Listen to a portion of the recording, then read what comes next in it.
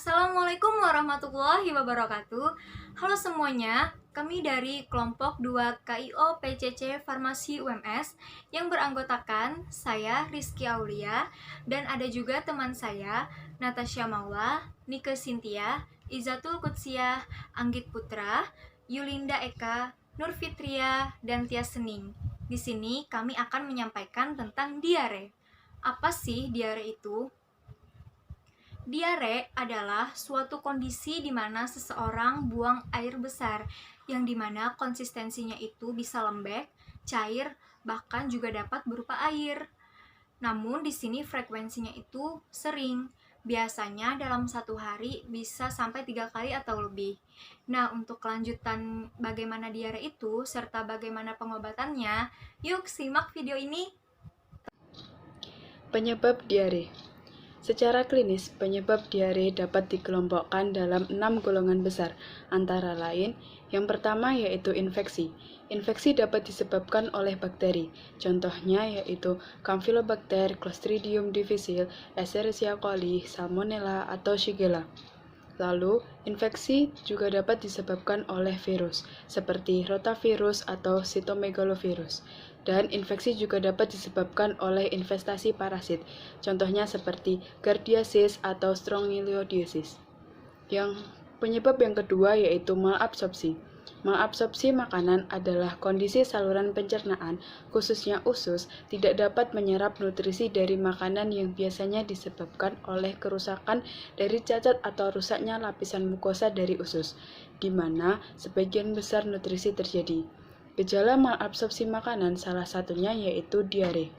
Penyebab yang ketiga yaitu alergi makanan atau intoleransi makanan. Alergi makanan disebabkan oleh reaksi sistem kekebalan tubuh yang berlebihan terhadap makanan. Alergi terhadap makanan dapat menimbulkan berbagai gejala, salah satunya yaitu diare. Sedangkan intoleransi makanan terjadi ketika saluran pencernaan tidak dapat mencerna makanan dengan baik. Setelah mengonsumsi makanan yang sulit dicerna oleh tubuhnya, penderita intoleransi makanan dapat mengalami gejala gangguan pencernaan, salah satunya yaitu diare. Selain itu, diare juga dapat disebabkan karena adanya keracunan makanan, di mana keracunan makanan merupakan suatu kondisi yang ditandai dengan munculnya rasa mual, muntah, maupun diare setelah seseorang mengkonsumsi makanan yang telah terkontaminasi.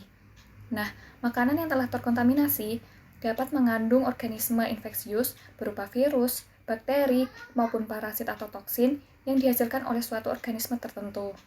Contoh dari organisme tersebut adalah Salmonella, Clostridium botulinum, dan E. coli. Penyebab diare yang lain adalah karena adanya imunodefisiensi, yang merupakan suatu kondisi di mana sistem imun tubuh tidak dapat berfungsi secara normal.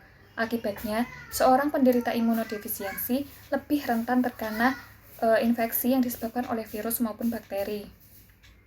Meskipun sebagian besar diare disebabkan oleh adanya infeksi kuman pada saluran usus besar, namun diare yang telah berlangsung lama dapat terjadi akibat adanya peradangan pada saluran pencernaan. Untuk gejala diare itu berbeda-beda tergantung tipe diarenya. Diare itu ada 3, tanpa dehidrasi, dengan dehidrasi yang ringan atau sedang, dengan dehidrasi yang berat. Nah, ketika sudah memenuhi 2 atau lebih gejala pada salah satu tipe, maka dapat digolongkan ke dalam tipe tersebut.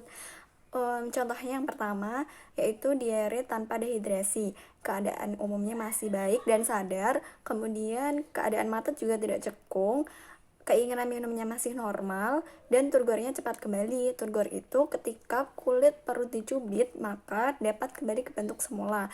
Nah, ketika cepat kembali, maka kulit itu masih elastis. Kemudian, diare dengan dehidrasi yang ringan atau sedang, itu keadaannya mulai gelisah. Kalau pada anak biasanya rewel. Kemudian, matanya itu sudah cekung, keinginan minumnya tinggi, sering merasa haus, lalu turgornya itu agak lambat untuk kembali ke bentuk semula. Dan yang terakhir, diare dengan dehidrasi yang berat, yaitu keadaannya lemah, bahkan sampai tidak sadar, kemudian keadaan matanya cekung, keinginan minumnya malah menurun, dan turgornya sangat lambat untuk kembali ke bentuk semula. Jangan lupa kenali gejalanya karena pengobatannya berbeda-beda pada tiap tipe diare. Misalnya terapi A, diare tanpa dehidrasi. diberi cairan lebih banyak dari biasanya, diberi obat zinc, diberi makanan untuk mencegah kurang gizi, antibiotik diberikan sesuai dengan indikasi pada anak dan bayi. Nasihatnya pada ibu atau pengasuh. Untuk rencana terapi B, diare dengan dehidrasi ringan, diberikan oralit, amati anak dengan sesama dan bantu ibu memberikan oralit. Berikan sedikit demi sedikit tapi sering dari gelas. Periksa dari waktu ke waktu bila ada masalah. Bila kelopak mata anak bengkak, hentikan pemakaian, pemberian oralit, dan berikan air masak atau ASI. Beri oralit sesuai rencana terapi A bila pembengkakan telah hilang. Untuk tindakan selanjutnya sesuai reaksi anak. Apabila tidak ada dehidrasi, ganti ke rencana terapi A. Bila dehidrasi telah hilang, anak biasanya kencing, kemudian mengantuk dan tidur. Bila tanda menunjukkan dehidrasi sedang, ulangi rencana terapi B. Anak mulai diberi makanan, susu, dan sari buah kembali. Bila tanda menunjukkan dehidrasi berat, ganti dengan rencana terapi C. Untuk terapi C itu sendiri, diare dengan dehidrasi berat, anak dibawa ke sarana kesehatan dewasa. Selanjutnya yaitu adalah obat-obat diare. Yang pertama loperamid. Loperamid digunakan untuk memperlambat kerja usus sehingga feses yang dihasilkan menjadi lebih padat. Dosis loperamid sebanyak 4 mg dan dalam waktu 1 hari tidak boleh lebih dari 16 mg. Yang kedua adalah bismut subsalisilat. Digunakan untuk memperkuat dinding lambung dan usus halus serta untuk melindungi organ-organ pencernaan dari infeksi bakteri penyebab diare. Yang ketiga adalah atapulgit. Digunakan untuk memperlambat kerja usus besar sehingga penyerapan air dapat dilakukan secara lebih banyak. Dan yang keempat adalah oralit. Oralit adalah obat yang digunakan untuk menggantikan cairan tubuh yang hilang akibat dehidrasi karena diare. Oralit biasanya dalam bentuk serbuk atau bubuk sehingga diperlukan air untuk melarutkannya. Dan yang terakhir adalah suplemen probiotik. Suplemen probiotik biasanya digunakan untuk membantu melawan bakteri akibat diare serta peradangan usus.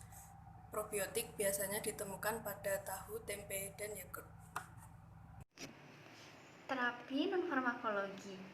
Memisahkan makanan yang mentah dari yang matang, mencuci tangan sebelum makan dengan sabun, makan makanan yang sudah dipastikan bersih dan tidak minum air keran, menyimpan makanan di lemari es dan tidak meninggalkan makanan di bawah paparan sinar matahari, makan makanan dari bahan makanan yang segar dan sehat, menjaga kebersihan kuku, terutama jika memiliki kuku yang panjang, minum air putih yang banyak.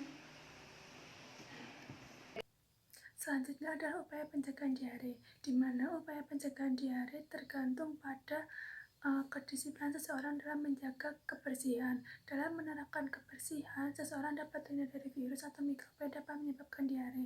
Oleh karena itu, dianjurkan untuk yang pertama ada mencuci tangan setelah atau sebelum makan, lalu mencuci tangan setelah memegang daging yang mentah, mencuci tangan setelah pergi dari toilet, dan mencuci tangan setelah bersin atau batuk.